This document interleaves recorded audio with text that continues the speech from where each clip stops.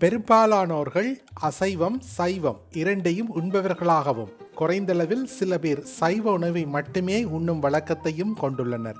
பிற நாடுகளில் பெரும்பாலும் அசைவ உணவே அன்றாட உணவு.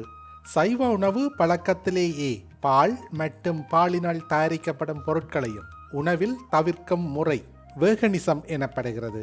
வேகனிசத்தை கடைபிடிப்பவர்கள் மிகவும் குறைவானவர்கள். இன்று அக்டோபர் 1 உலக சைவ தினம் என கொண்டாடப்படுகிறது. ஒவ்வொரு மனிதரும் கடைபிடிக்கும் உணவு பழக்கம் அவர்களின் உடல் பலம், மன உறுதி மட்டுமின்றி ஆன்மீக தேடலிலும் தாக்கத்தை ஏற்படுத்துகிறது.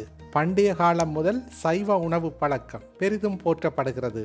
தமிழ் கலாச்சாரம் போர், உயிர் கொலை, மிருகவதை உட்பட பிற உயிரினங்களுக்கு தீங்கு விளைவித்து அதனால் பெறப்படும் எந்த வெற்றியையும் இன்பத்தையும் ஆதரிப்பதில்லை.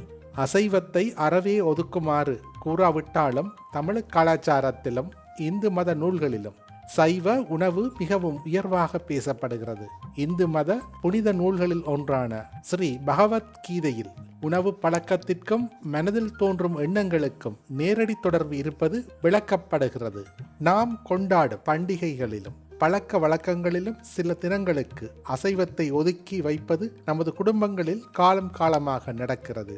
உடல் ஆரோக்கியத்தில் செரிமானமே முக்கிய பங்கு வகிக்கிறது என அனைத்து மருத்துவ முறைகளும் ஏற்கின்றன. நல்ல செரிமானத்திற்கு சைவ உணவு உதவுவதை ஆங்கிலேய மருத்துவர்களே ஒப்புக்கொள்கின்றனர். குழந்தைகள், மாணவர்கள், விளையாட்டு வீரர்கள், திருமணமானவர்கள், கர்ப்பிணிகள், நோய்வாய்ப்பட்டவர்கள், நோயிலிருந்து மீண்டவர்கள் மற்றும் வயோதிபர்கள் உட்பட அனைவருக்கும் அன்றாட வாழ்வியலுக்கும் தேவையான ஊட்டச்சத்துக்கள் சைவ உணவிலேயே தேவைக்கு அதிகமாக உள்ளன என ஆய்வுகள் தெரிவிக்கின்றன.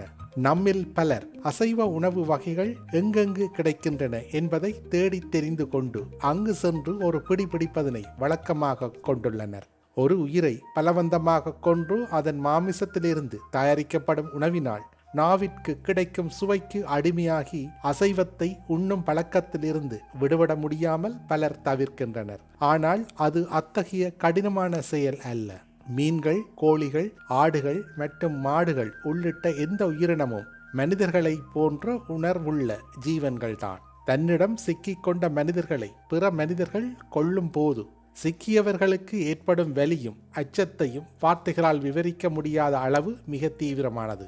உணவுக்காக கொல்லப்படும் உயிரினங்களும் அவை கொல்லப்படும் சில நொடிகள் இதே போன்றுதான் பரிதாபமாக தவிக்கும் என்பதை சில வினாடிகள் உணர்ந்து சிந்தித்தால் நம் மனதில் தோன்றும் இரக்கமே அசைவ உணவு பழக்கத்தில் இருந்து நம்மை விடுபட வைக்கும். தன்னூன் பெருக்கற்று தான் பெரிது ஊனுண்பான் எங்கடம் ஆளும் அருள்.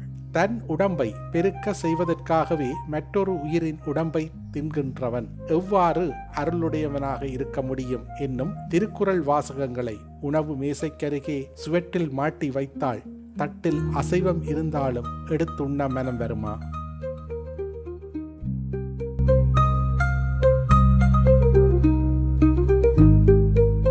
செய்திகளை உடனுக்குடன் தெரிந்து கொள்ள உடனே சப்ஸ்கிரைப் செய்து பெல் பட்டனை கிளிக் பண்ணவும்.